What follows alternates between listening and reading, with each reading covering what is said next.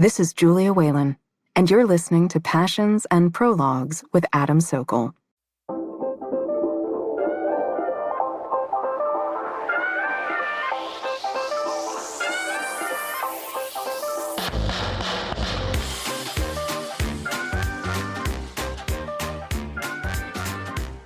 You're listening to Passions and Prologues, a literary podcast where every week I'll interview an author about a thing they love and how it inspires their work. My name is Adam Sokol, and if you've listened to the first 2 episodes of the podcast, welcome back. Thank you so much for tuning in. If you're new to the podcast, if this is your first go around, I'm so happy to have you here. Today's episode is a discussion with Julia Whelan, and I'll get to the topic in just a moment, but I want to talk a little bit about some of the wonderful things you've all been saying over the past few weeks. Also, just the fact that I'm so excited for you all to hear Julia Whelan talk about something as opposed to reading you a book, because if that name is familiar to you, it's probably because you are an audiobook fan. Julia is, as I have said many, many times, the best living audiobook narrator. So it was a joy to have her on, but we did not talk about her narration specifically. We talked about a thing she's passionate about, which we'll get to in just a moment, and her brand new book, Thank You for Listening, which is now available. It's a fantastic novel. I highly recommend you check it out, and we talk about it at the end of the show. All right, before we get to Julia, I just want to share a couple of reviews and kind words and remind you that you can get a hold of me at passionsandprologues@gmail.com. If you send me a review of any kind, just screenshot whatever you write, whether it's an Apple or anywhere you listen to your podcast, send me a screenshot of your review. I will give you some customized book recommendations. Email those to me, or you can find me on Instagram or TikTok at Passions and Prologues. I also have a personal Twitter account that you can find very, very easily, which is what somebody did and wrote a very kind thing. I'm going to share just a couple of these here really quickly. Tessa wrote, I've really been enjoying listening to Adam Sokol's new podcast, Passions and Prologues. There's book recommendations and fascinating conversations with book people about things that are not their books, and I just really love it. You should really check it out. And then Celtic Jade wrote, it took me long enough to get to this, meaning episode 1 of the podcast, but it was fantastic. I want to read that Women in Weightlifting book that Mallory O'Meara mentioned that she's writing. And also she provided Mallory a suggestion to a body positive weightlifting community if she's interested, which is really cool. And then just one review on Apple that I want to share with you, because it's exactly what I was hoping people would think of when they listened to this podcast. This is from Michael. It says, Adam is such an engaging yet casual interviewer. You feel like you're eavesdropping on 2 very interesting people in the booth next to you at your local pub. Writers are the most curious of humans, and to hear what they love is endlessly fascinating. Can't wait for more. Thank you for including me in the people who are super interesting. To me, it's the people that I'm interviewing that are interesting, and I'm glad that you're all enjoying this as well. I want to do a book recommendation for you like I've been doing every single episode, but we're going to do something just a little bit different this time around. I am going to tell you that if you haven't already, you need to listen to an audiobook that Julia Whelan narrates, and boy, howdy, are there a lot of options. Basically, anything written by Taylor Jenkins Reid, whether it's The 7 Husbands of Evelyn Hugo, that's probably my favorite one. Julia does all of those. Book Lovers by Emily Henry, really any of the books by Emily Henry. My favorite book that Julia has ever narrated is The Invisible Life of Addie LaRue by V.E. Schwab. That is it's kind of like a Faustian story about a woman who makes a deal with a demon to live forever. And then it's told in the 2 timelines, one back in the 1700s in France when she first makes the deal with this devil, and then in present day. And there's a twist to the deal that she makes where basically anytime someone looks away from her, they forget her forever. So it's a very lonely life that Addie LaRue is living. Literally, whether you are purchasing your audiobooks or you're borrowing them from the library, just type in Julia Whelan and you will find quite literally hundreds of options of books that you can check out. But again, if you haven't listened to The Invisible Life of Addie LaRue yet by V.E. Schwab, that's going to be my recommendation for today. So when I asked Julia to come onto the show, she jokingly said, I would love to, but I don't have any hobbies. And then she remembered one that she was super into and she wanted to talk about. and it's packing for vacation. Not just travel, which is a thing that she loves, but the process of preparing to travel. And you're going to hear me laughing a little bit throughout this conversation, and it's a joyful laugh because the preparation that Julia did is so spectacular. In fact, I told her that she should publish a guide to packing for vacation, and she should read it with her fantastic narration voice. It's really, really joyful. I love it so much.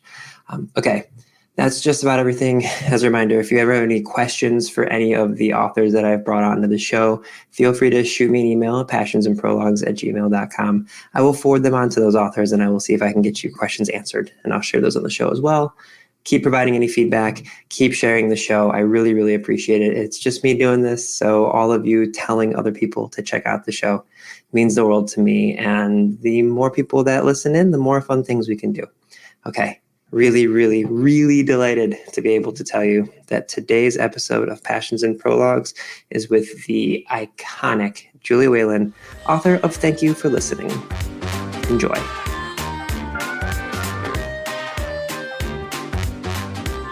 Hey everybody, it's Adam again, and in my long line of early interviews of just basically people I've gotten to become friends with over the years in the author community, I'm just so excited for this one. And this particular author is going to be the one person whose audio is going to sound just better than mine because she's in her actual recording studio. Julia Whelan, thank you for joining me today. You are so welcome. I'm so happy to be here. I'm so excited for this. So we're going to get into your actual narrating and your new book in a little bit. But before we do that, the thing that we're doing for this podcast, what's the thing you're crazy passionate about that we're going to talk about today? Okay, so it took me a while to come up with something. As you know, when you first came to me with the idea, I said, the problem is I don't have any hobbies, which is true because it occurred to me somewhat recently that I don't have hobbies that aren't books. But then I realized that that's because the thing that was my hobby for so many years has just been retired for the last couple of years because of the pandemic. And that is travel gear and travel clothes and how to pack for travel. And like, this is the thing that really animates me. I love this so much. When you told me this, I was like, oh, travel would be a fun thing to talk about. But then like when you narrowed it down, I was like, oh my God, no, this is so much better. I love this so much. So let's walk through your process. First off, what do you find so enjoyable about preparing for a trip? Okay, so it basically comes down to, I really feel like I problem solved this, which is I was really tired of overpacking, only using half the stuff I would bring, having things that didn't wash well in foreign laundry machines that are not awesome. Yeah. And just always feeling like that really awkward, cumbersome American abroad. And so back in, I think it was like 2017, 2018, we had a trip coming up and I just said, I'm going to figure out the best way to do this. Like it was a 4-week thing. It was a different country every few days. It was like really fast paced. I just wanted to be lean and mean and be able to have everything covered. So I took some money and I was like, I'm going to invest in this. And I was mainly using REI. I did a bunch of research of like, what are the best products to have? And I created like a travel wardrobe that now just lives on its own in the suitcases that it will eventually go with. So like I don't ever have to like also go through my closet and be like, oh yeah, where's that thing? Where's this? No, it all lives in its own place. I love that you basically have a go bag, but for vacations. Exactly. This is okay. So I feel like depending on the type of trip I am going to take, I'm good at packing or cataclysmically bad at packing. Like there's no in between for me. So like when I go on a work trip, like as we are recording this in a couple of weeks, I'm going to Utah for work. Okay. And that is where my company's headquarters is based in. Like as recently as like a week ago, I had coworkers telling me like, hey, it's snowing here, but then they'll like post pictures of it's sunny and 75. So I have no idea I'm telling you right now, even though I'm going to ask you specifically about your process, I know I'm still going to overpack here because if it's those varying temperature situations, I panic. We can solve this. Okay, so this is so give it to me. Let's solve my issues here. This is going to be like packing therapy with you. Yeah. So the secret to everything you're talking about is just layers. Right? So you're going to need to invest in some quality base layers.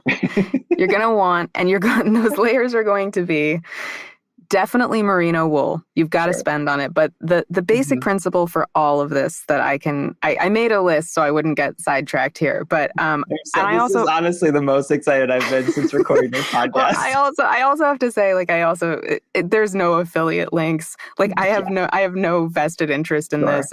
In fact, I don't even know brand names to tell people. So, like, outside of like REI, which I know even right now is a little bit problematic, I don't have an opinion on this. But the general principle is it all comes down to the materials. You need materials that are quick drying and moisture wicking.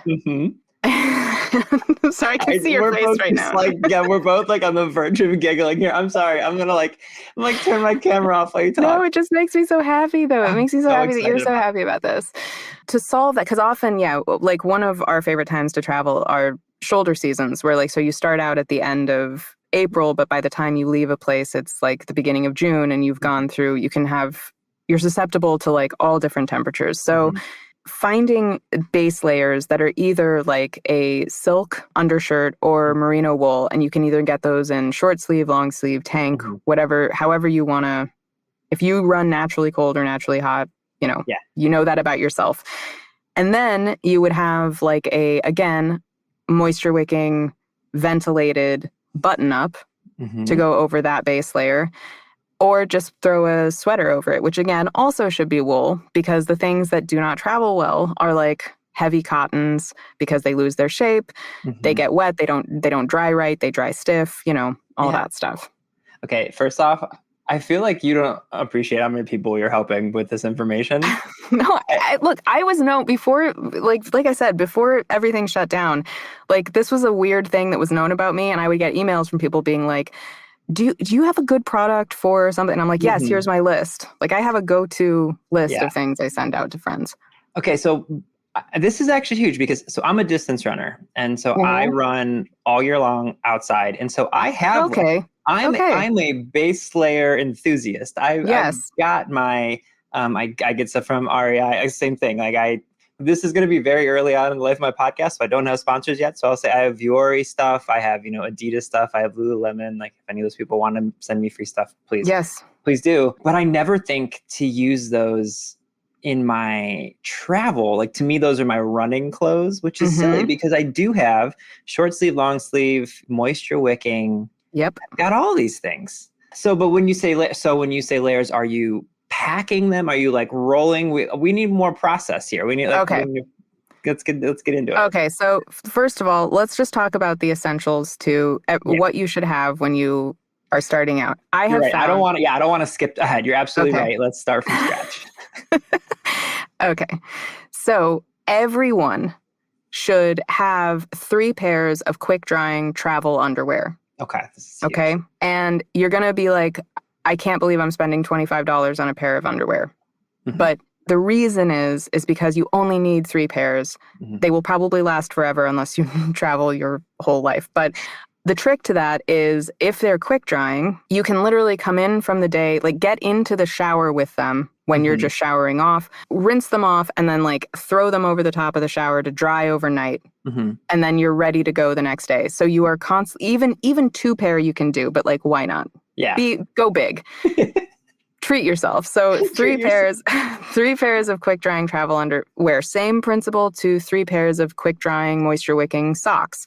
Again, depending on climate and depending on what you're doing, but ankle socks, the hiking ones, if they're thick, sometimes it's not an overnight dry. Sometimes you need a little more time. So you would time the wash with like when you've got 2 days in a consistent place or something. The socks are essential because also socks that's where you hit all of the blister problem. Like invest in. I decided years ago that life was too short for cheap socks and never looked back. I can wholeheartedly subscribe to this, again, as a runner, but also as a person who loves a comfortable sock. Yeah, you're absolutely, If you're not somebody, and maybe it's from a movie, but it's like, if you're not treating your feet right, you're not going to treat anything else right in your life. So true. Makes sense right away. Yeah. So true. Same thing for people who identify as female, like travel bras important because the kind of, thick push-up padding, first of all, they're just like sweat collectors. They don't clean properly. They don't dry properly. What you want is you can find this, but like something that is washable in the sink, kind of like a sports bra, except some of them will have like insertable pads so you can take those out, wash them separately, or, Mhm. this will give you a little bit of coverage, but not the full like Victoria's Secret. Just Yeah. plus they don't pack well, those other Mhm. ones. So we've only just started, and instantly you've cut the amount of stuff I'm going to pack by a third in those Yep. those segments right there. So this There is you great. go. You're doing There you great. go. Let's keep Okay, going. thanks. Okay. So obviously for now, outfits, right? The thing Mhm. that you want to aim for is versatility. Pants Mhm. that go with every shirt, that go with all the shoes, that go with the dress, that go with the jackets. In principle, what you're aiming for is a capsule wardrobe. Yeah. Just for travel, right? Mhm. This is where the layers come in. Merino wool or silk, again, quick drying, they'll keep you warm, but they can also stand alone if you need to peel off layers. Like Sure. they'll stand in as a t-shirt. Overshirt, like I said, I like button downs. Can get ones with like pockets built in, like zippered pockets for Mhm. key cards or passport if you need to. Off of them they'll be like vented in the back. So again, to get breeze. Roll up sleeves are obviously a bonus. So you can go as like techie and high gear as as you Mhm. want with the features. Again, depending on climate and where you're going, but sweaters, this is where you've got to invest in wool because the cotton just doesn't hand wash well. But you should think about whether you want like a zip up or a jumper, something, Mhm. and again, something that will work well with what you've got going on. Is it good on a train? Is it also good going into a nice restaurant for dinner? Mhm. Also, is it redundant? Do you have a jacket that would serve that purpose and you don't need a sweater? But these are the questions you need to ask yourself. I love this so much. I'm like, you keep looking up at me. I'm trying not to laugh, but it's like genuine joyful laughter, not like, It wow, makes me so happy. I'm so happy right now. It makes me so happy. I just love the prep you've done for this. This Oh is no, incredible. I'm telling you, like this was the hobby. I mean, look, I could also go into like a whole, points and miles credit card stuff, but like I don't like doing financial advice over podcasts. So Probably we're fair. not doing that. Let's just talk about travel clothes. Yeah, But let's this is talk like about a whole ecosystem of the way I absolutely. run my life. Okay, pants. Pants. Again, depends on climate, but you're looking for that quick, dry, moisture wicking materials. I will tend to travel. Again, this is all you really need. This is where the overpacking Mhm. comes in. I will tend to travel with like one pair of wide leg kind of cargo pants, lots of pockets. And Mhm. those I use on like travel days Yeah. when, I want to be comfortable, as opposed to the days where you're like rooted someplace walking around. Mhm. So I have one pair of kind of just wide leg cargo sort of things. And then one pair of black kind of skinny, what would be skinny jeans, except they're not jeans, Mhm. that look just as good with like a pair of sneakers walking around or with like a nice pair of flats for night. So that's your Mhm. like day to night pants. And then one pair of sweats or workout pants or something again that's comfortable for travel. If they can be versatile, great. I have this like old pair of Lululemon like balloon pants sort of Yeah, I weirdly know nylon exactly what thing. you mean. Yeah. I love them and I'm like, I actually need to see if they still make them Yeah. because I need a backup. If you can break the bank, a pair of cashmere leggings is amazing for that. Zip off hiking pants can kill two birds, Love it. obviously, if you need Yeah. that. Skirts and dresses. So there are skirts and dress combos where Mhm. like you can either wear it up above on your chest like a halter and then it's a short dress, or you can push it down to your waist and it's a long skirt. Those See, are I don't good. have that. I don't have that. You don't have that Unfortunately, problem. that's not But coming. Yeah. those are very dependent on body type, though, just to be fair, like that your mileage will vary. My like go-to nice outfit that I pack with me, because I don't want to have multiple skirts, a couple dresses, is actually a jumpsuit, Mhm.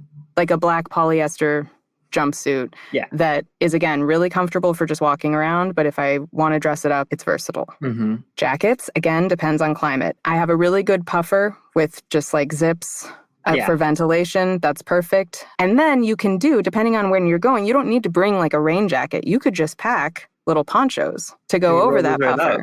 So you don't need a separate jacket. But if you're going to a colder place, some of those like 3-in-1 jackets where it's Mhm. got the puffer with the out, then you're almost dealing with like a ski jacket when the whole thing is together. Yeah, like the For zip, like super they warmth. zip into each other. Now you are having one of those for running, an Arc'teryx one. Man, I'm just buzz marketing everybody right now. Yeah. Those things they're not cheap, but they are They're not sweet. so freaking warm.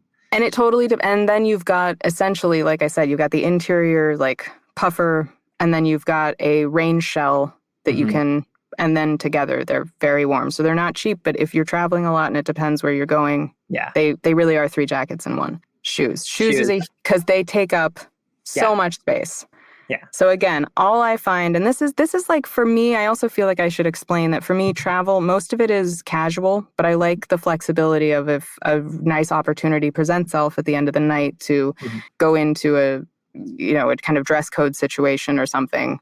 I want to have that flexibility. I will always have a pair of like good walking, great shoes. I just try to get them in like neutral tones. So again, they can go with the wide leg cargo pants. They can go with the skinny black, nice ones. They're usually black. And then I bring a pair of like, again, depending on the climate, but a pair of like comfortable boots, like just ankle boots. Again, usually like black, but they can also go day to night. So they're good for hiking over like cobblestones. They've got enough support. But if you just are wearing like leggings with them, they actually look really nice. I feel like we could have you like narrate this over a like Tuscan movie. Like I'm like picturing like a woman going on a journey in a movie and she's packing and you're like, okay, first you're going to want to, I can literally visualize this. I should probably do one of those if I were better at this or knew how to do it. I should do like a, putting everything out on the bed next to a suitcase and make a TikTok video of like, you 100%. You absolutely should do that. God, I just don't know how to. Okay, whatever. We'll get to that. For nice shoes and the kinds that will get you into like good restaurants, look, they can't make you wear high heels. We all have to keep that in mind. Yeah. So I think flats are obviously so much easier to pack, and you can also use those for like a pop of color or something. For me, after walking like 10 miles a day or something, I actually find mini Tonka moccasins are the most comfortable. And you can still walk in them and you can get them in any color and they're great to have. Or if you're going in the summer, like a nice versatile pair of sandals accomplishes the same thing. Sleepwear. Yeah. Sorry to say, but silk is really best. Sorry, because it's expensive, but you're going to hand wash it anyway, most likely. It's good for all temps. It'll keep you cool. It'll keep you warm. It's really just essential for that. Depending on weather, and for me, this means basically all times of year, but I will travel also with wool long underwear for bottoms because I can sleep in them or they can go on under my pants. But I'm like usually cold all the time. So they get worn pretty consistently. And honestly, then it becomes down to anything else that you need, hat, scarf, gloves, that sort of stuff that you're not sure you're going to need, even heels. Like if you're, let's say, younger, you want to go to a dance club, for instance, and they do require heels. Like just buy them there. Yeah. Don't schlep them with you for your whole trip just to use them one night. Buy them there, and then they'll become the shoes you bought that one night you were in Ibiza. Okay, so this gets to one of the questions I wanted to ask you, because I like to, like, if I'm going somewhere where I know they have things that I cannot access where I currently live, I will try to create space. So a perfect example, I'm going to Utah. Park City is right there. There happens to be a distillery that makes a whiskey that I very much like that you just can't find. I've been to that distillery. Yes, I was just there in October. Yes. So I can get High West where I'm at, but they have a version of their whiskey called Midsummer's Night Dram that is just delightful. And also the name, as a book nerd. Yes. So I am anticipating bringing at least one bottle back for myself, if not more. So when thinking about that in my packing, how should I be packing my bag? Like, what should I be thinking about knowing I'm going to be bringing stuff back? Is there anything you're leaving there is the first question. Like, do you have to bring anything for work that you're going to use while you're there and then leave? I'm not going to leave anything there. So I need to be mindful of having space in my bag because what I'm taking will be coming back with me plus whiskey. Right. Okay. So first of all, there are like, if you need them, you can buy flat, almost like book mailer kind of bubble wrap envelopes that work for bottles. Yeah. I have them for bottles. You can take those with you. Honestly, I just like wrap the sweatpant around them or something and brace them properly in the bag. Packing them in like shoes, if you have a shoe that needs that'll stabilize them. But you've just got to be conscious of do you have an expandable suitcase? It's slightly expandable, and that's probably the one that I will go with to a larger extent. When you're packing, do you is there like the roll method? Like how are you packing? Yeah. Okay. Yeah. Okay. So we'll get there. But Okay.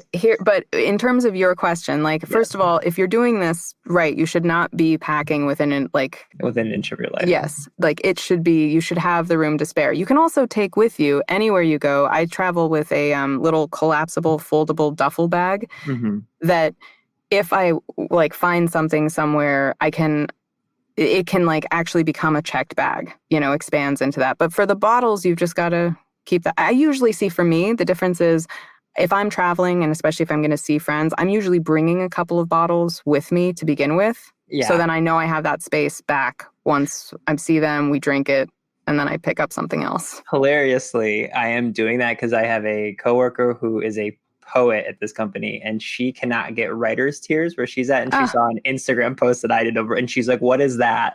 I was like, "It's an Irish pot still whiskey." And she's like, "I've never seen it. I need a bottle." So we're doing a bottle swap. Great. Okay. So there we go. Yeah. Already built in. Okay. Yeah. The other things you're going to need to take with all of these clothes you have now, you can get little packages, individual packages of Woolite, so that you can be washing these in hotel sinks or bathtubs. And you can go, I mean, the first time I went, I even had like a clothesline and like these like sheaves of soap that just kind of dispense themselves in this little, and I just was realizing, like, if you're at the point where you need to like wash all of your clothes, you need a clothesline, just go to a laundromat for the day, like wherever you find yourself, and just do the wash, go have a drink, come back. Like, there's no value in like trying to do this in a hotel sink.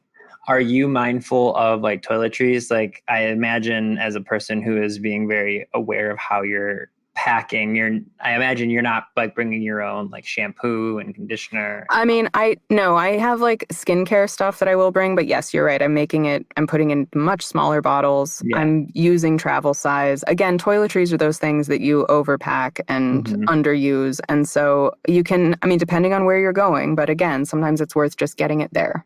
Yeah. And if you're really low maintenance, then yes, use the stuff that is provided I love it. Yeah. in hotels. So another essential thing to have is actually your own laundry bag, which would be like a nylon kind of delicates bag, because not only can you collect your dirty laundry in there, but then when you are going to a laundromat or something, you can put your delicates in there, like the wool, like the silk, things like that you just want to keep a little safer from the vagaries of foreign laundromats. You are absolutely a dynamo. This is fantastic. I mean, okay, so to get to your question, you absolutely want to roll things. That is important. I also use packing cubes. Okay, this was going to be one of my questions. Yeah. Do you use packing cubes? But here's the thing. Like, I used to think they were fussy, and then I completely changed my mind. And it just depends on, I will separate the clothes by genus, if you will. But I also will, if I'm in a situation, so I would have like all of my shirts in one, all of my pants in the other. But if I'm in a situation where I know I'm going to be like, there's going to be really quick turnaround, like I fly in at midnight and then I'm catching a train at 6 the next morning or something, I will pack an entire outfit in one, and just like it'll be on top of the suitcase. So when I open it, I've got pajamas for that night, plus underwear, socks for the next day, pants, shirt, all in one. Yeah. So I'm not digging around the suitcase. You must be a dream to travel with. I just it's pretty great. Yeah. It's pretty great, honestly. No, every time we get to a place and like my husband opens his bag, he's just like, oh my God. This is beautiful. This is beautiful. I'm like, thank you. I also am experimenting. I've got a trip coming up. I'm just going to see. I can't vouch for this yet. But there was a kind of collapsible clothes rack where, if you think of like those shoe holders that you used to have in a closet or like in a dorm, they kind of sold them for dorms where they were like collapsible. They accordioned down and then up, and they have compartments. So like, again, for this like quick turnaround thing, I'm going to see if I can pack things into that, compress it. And then when we just get there, I can open it up, put it in the closet, it's ready to go. This is admittedly an easier question for other people to answer, but how would you say this in any way, this passion of yours, folds into your work, into your writing, into like, would you say that how you organize your stuff, like, do you find yourself organizing your manuscripts that way or anything? Or is there any connection between Julia Whelan, packing professional, and That's author? a really good question. Well, I mean, I write about travel a lot. I will say that. Like, I have a little bit of wanderlust in my books, especially the last one where I was writing being like stuck at home and just it was escapism. But yeah, in terms of, I think I'm not a terribly organized person in real life. Like my desk is kind of a disaster. I'm not actually good at that. It's like just the efficiency of when you're traveling. I want that. And I think when I'm writing, I don't really have I think every book has demanded a different level of organization. So, but I'm not one of those people who can like use every feature of Scrivener to, I don't work that way. I wrote the entirety of my manuscript in Google Docs, and I was fine with it. We'll be back with more Passions and Prologues after this break. Step back in time and discover the untold stories of history's greatest heroes. From ancient civilizations to modern times, the Anthology of Heroes podcast takes you on a journey through history, uncovering the bravery and determination of those who stood up for what they believed in.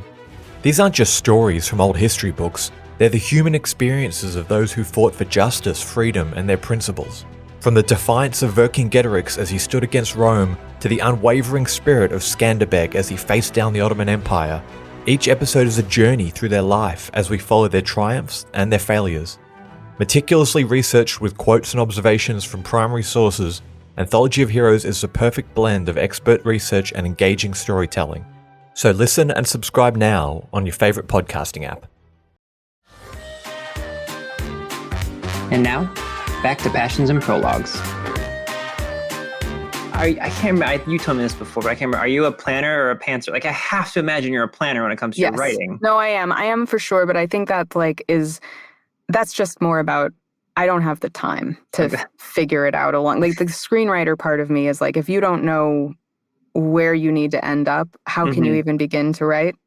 That's my thing. So, for me, it's like, I would kind of love I haven't done that since college, where I've just been able to like, just start writing and see where the story takes me. But I've written both books kind of under deadline, and no, I just need to know what I'm doing. So tell our listeners about your new book. Thank you for listening. And because this will be like an actual transition into your book. We can talk about that a little bit.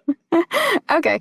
So Thank You for Listening is set in the audiobook world, and it is a rom-com with heart. I don't know what we're calling these things exactly, but it is about a former actress who has been an audiobook narrator for the last 7 years, and we don't entirely know why when the book starts, who has kind of like, she used to narrate a lot of romance when she was first starting out, and then she just got tired of the unrelenting, like happily ever after and everything will work out for you and the fairy tale aspect of it. And she's just a little more cynical than that because of the way her own life has gone. But she gets an offer to record like one last romance novel with the industry's hottest, most enigmatic, best-selling male narrator. And she is going to be paid very well to do it. And she has her beloved grandmother who is suffering from dementia, and she wants to be able to take better care of her. So she agrees to do it. Through the experience of co-narrating this romance novel with this other narrator, they get to know each other through epistolary sections. And shenanigans happen. But it is a journey of self-acceptance, and it is a kind of stripping down the identities that we tell ourselves we possess to get back to who we really are. And when we're willing to risk that, the reward that we can reap. It's so good. I loved it so much. Julia's book was the first advanced reader copy I was sent since starting this new book adventure. It was so like, felt like coming home when I opened it up. I was like, oh, it's an ARC. I've missed these. But for people who are listening to this, that listen to my previous podcast, I know I worked for a library company. I feel like digital audiobook listener, like we all like come to the throne of Julia Whelan. Sorry, I'm giving her your flowers in front of you. And I don't mind. Yeah, but I am on the record of saying I think you're the best narrator to ever live. Like I absolutely am obsessed. Anytime I have borrowed dozens of books knowing nothing about them because I saw that you have narrated them. I'm interested in hearing, like, how did it feel writing a book about a narrator? Did it feel, I'm literally picturing you during like the height of COVID in your audiobook studio, like in your narration studio where she's currently at right now, and Yeah. like writing about like your own life, like going like doing like the Shining situation. You know what's really crazy is like, so I definitely, this idea has been percolating for 10 years. This goes back to when I was doing a lot of romance under a pseudonym. And I want to pause here to say that like narrators narrate romance often under pseudonyms the same way that romance novelists write under pseudonyms. And I'm trying to use this like publicity tour to explain to people why it's not cool to out narrators pseudonyms, because this actually happens with some frequency, and they think they're doing other fans a service by saying like, oh, well, if you like her, you know, you can listen to her under this other name. But the thing is, like, we're all independent contractors and we all chose an alias for like a very specific reason, and everyone has different reasons. Some of it is to like protect their kids at their school from their teachers who would look, you know, or other parents. So just be mindful of that, because the book talks a lot about recording under pseudonyms, and I just want to make sure that this is very clear that you don't have the right to out someone. So anyway, when I sat down to actually figure out this specific book, though, I was at a very different point in my career than I was 10 years ago, and I knew that people would just like assume it was probably autofiction. Right. So I specifically steered away from anything that was my personal identity. But that said, there are certain universal experiences to being an audiobook narrator, and to really have to kind of introduce the reader to that. You know, this isn't an industry that exists in any other media. There's no TV series about audiobook narrators. I kind of had to realize that I was explaining this whole thing from the ground up. So yeah, I was very conscious of like trying to create a character that wasn't me, but trying to explain the industry to new readers. Well, and there's so many things about narrating that people definitely don't. I feel so bad. I'm going to try and look it up after the fact, but there is a narrator that I saw on Instagram, and they do these like, they get the feedback from the publisher about like the things that they messed up, and then they'll play it back. Kelsey Navarro. It was Kelsey Navarro. Yes. And then and they also did one where they put a sentence on the screen, and they're like, yeah, being an audiobook narrator is easy. And then they changed the inflection of just one word at a time and changed the sentence, like the meaning of the sentence 8 different times. Yeah. And even I, a person who probably listens to 100 audiobooks a year, even I was like, oh no, this seems impossible. Like, so how do you, okay, I've never asked you this, but like, how do you know where to put the emphasis in sentences and things like that? Is it just I don't even think it's a conscious decision, honestly. I think it's just having been a reader for so long and having read so widely. Like I once you get into the flow of a particular writer's voice, I'm just going along with them. But sometimes it can be important. I record a lot of nonfiction and essay, like journalism. And when you're really trying to make a case for something, or you're trying to like say there's this thing and then there's this thing, I will often go back and like my first instinct may not have been right. Like the emphasis on the sentence, in order to highlight that it's contrasting with the previous sentence, I've got to go back and punch that up. But yeah, it's so wait, to go back to the original of you being like, how difficult was this to, you know, what was it like writing something so meta? I don't think I realized how meta it was until I recorded it. That was going to be my next question. So when I got into the booth to record this thing, like suddenly, like even the first chapter hits different when in audio, or like there's a recording scene in the book, and recording my 2 characters playing 2 other characters in a recording scene, talking about what it's like to record, was really mind-blowing. And for people, I will put a link to Julia's TikTok in the show notes, because I love that you took people through some of the like narration sessions of your own book. I loved that so I just think like for people to understand what goes into just how you have to slow down and how you like enunciate stuff. And I think actually the first time we ever met, we talked about how much narrators dislike when people speed up audiobooks for that exact reason, because of the fact that like you are working so hard to put this together in a specific We tone. do. And, I'm glad you reminded me of that, because I was like, where did I first say that? Because it's kind of become canon that like I'm not a fan of that. And for obvious reasons, I'm not in terms of as a performer. I'm like, I am purposefully choosing to tell this story at the pace that I'm telling it at. And like when you change the speed, you are affecting my performance. That said, someone just persuaded me otherwise the other day with a tweet saying that they could never read and they could never get through an audiobook because they have ADHD. And when they sped it up, suddenly the story was moving at the speed of their brain. Mm-hmm. And I went, okay. Like a reluctant agree. I was like, that's yeah, fair. that's a really good perspective. Yeah. Okay.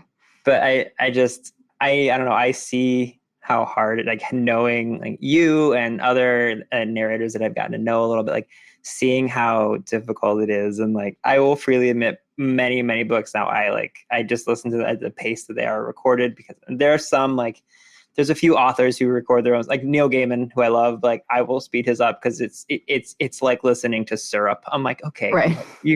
You speak slowly normally and not to slow Well, down. I also think that might be a shift that's happened in the industry, because when I was first starting, 13 years ago or something, we really were told to slow down. Mm-hmm. Like there was an acceptable pace of audiobooks. And I think like I've stopped getting those notes because I think that we've accepted that as a society, things are just happening faster and like our attention spans are shorter and we are taking in information at a higher rate. And so like we've kind of had to start serving our listeners. Well, there's also now from then, like just the sheer amount of people that are listening to audiobooks now Yeah. is so much greater that like I'm sure there are countless people who probably when they first start listening to audiobooks, they'll keep it at, like the exact tempo it is, and then they might like slowly speed it up as they listen to them. But no, it is, I mean, it's like I said, I remember like I specifically remember that conversation with you and having a newfound respect, but being like, she's right. That makes perfect sense to me. It was intentional. Like the speed at which I was doing this book was intentional. Yeah. So speaking of intentionality, there was I think it was on your TikTok. I think I saw it on your Instagram first, but you did like a duet with somebody who was like, whoever the narrator is of your character makes them sound so sexy.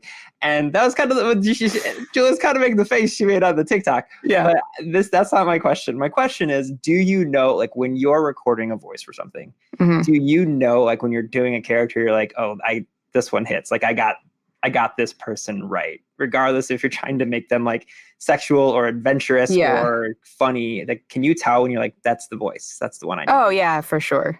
Yeah. When I can like really settle in and nail something. And it's also, you can tell too, I think the true test of that is like if that character disappears for 5 chapters and then comes back, do I have to remind myself of what I was doing, or are they just right there? Yeah. Like that's a test. And with that character, which was Charlie Lastra in Emily Henry's Book Lovers, that was like a very conscious decision where in just reading that book, I thought he was her hottest hero that she'd written yet. And so I sent her a message saying like, fuck it. I'm gonna just, I don't know if we're swearing on this. You can swear. But, yeah, you can say whatever you want. I was like, no, I'm gonna scorch some fucking earbuds on this one. I was like, I'm pulling out all the stops. And I'm very glad to see that seemed to have landed. I have seen that TikTok roll around like several times, and every time I'm like, it just makes me like, I don't know, like, because I've told someone else who like when I think they hadn't heard like our last interview we did or something. I was like, they only know your voice as the narration voice. Like I can't do it. I'm not gonna like do, but like they don't know like your real voice. And I was like, that's not. She doesn't just walk around like absolutely stopping people in their tracks. Like, can I have a cup of coffee? It's like that's not a real voice. She's doing. No, I was having. It's funny. I was just having this conversation with a reporter actually who was asking me about that, and they were like, your conversational voice is very different from your narration voice. And I was like, yeah, I absolutely. And I think part of it is when I'm off the clock, I don't want to be on the clock. Yeah, exactly. But the other thing is, I also don't want that to sound like it's an artificial thing. Like it is, I feel just as genuine when I'm in that, like I'm dipping into it right now, just like unprompted. But like, I feel just as genuine and connected to it when I'm doing it as I do it to my real voice. It's just different times call for different voices. I mean, but it's the same thing as like anything else when it's when you're creating content, such a gross term, but it's I true. know, like, but here we are. But it's what we're doing. And like for the podcast, like before we were recording, I was just like, hey, Julia, how's it going? And then like as soon as I hit record again, I don't have like a narration voice, but as soon as I do it, I'm like, hey, everybody, welcome back. It's like you just do that like one octave up, a little bit louder. Yeah, you like kind of like sit up and you're like, hello, it's me. Hey, nerds. Like, okay, I could talk to you for hours and hours and hours, but I have 2 last questions for you. One I'm asking everybody, and one that I just want to know because of our topic for of this episode. What's the most challenging vacation you've ever had to pack for? Okay, I will say that I think the challenging vacations come when there's bookends around it that are like formal functions or something. So, like, for instance, what happens for me a lot is I'll go to New York for the Audies, which are the, audiobook awards. And then from New York, since I'm already like halfway there, I'll go visit friends in Amsterdam or something, or the UK. And so what do I do with like this bag of makeup and hair stuff and like, or God forbid a ball gown? That's where Rent the Runway comes in handy. Like stuff I don't want to travel with. It's like real one-off stuff. So I feel like in those situations, that's where packing really gets complicated. And the seasons are a big thing when you're in a shoulder season. And so you leave and it's a rainy spring. And then by the time you end, it's like summer in Greece or something. Last question for you. I'm asking everybody for just a recommendation of any kind, something you're enjoying lately. It could be a book, it could be a movie, a TV show. Most people are doing books because I'm interviewing authors, but it doesn't have to be. Mallory O'Meara recommended a protein powder because she's a weightlifter. Wow. But and it could be a book. I mean, obviously you read books before most people because you have to then narrate them. So anything you want to recommend that you're enjoying? Oh, wow. I just finished the second season of Hacks and I just thoroughly enjoyed it. I liked the first season, but I actually loved the second season. So I think I'm going to just go with that. Also, obviously, was during this really difficult spring, my comfort watch was Below Deck. And I just don't know that there's a better reality show than Below Deck. I'm sorry, I just don't. My sister and brother-in-law are obsessed with Below Deck. Because it's the structure. Because what you get is like 3 shows in one because you've got an upstairs, downstairs thing. You have the travel porn aspect of it. And then you get to know like a solid cast of characters for each season. But then you have a rotating cast of the guests that come on the ship. So they've just got everything. I've seen like a few episodes, and even I don't watch much reality TV at all. And even I was like, I get it. I get, Julia, this was absolutely delightful. Thank you so much for joining me today. I'll send you links.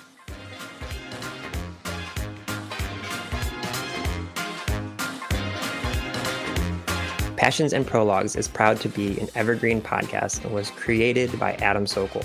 It was produced by Adam Sokol and Sean Rule Hoffman. And if you are interested in this podcast and any other evergreen podcast, you can go to evergreenpodcast.com to discover all the different stories we have to tell.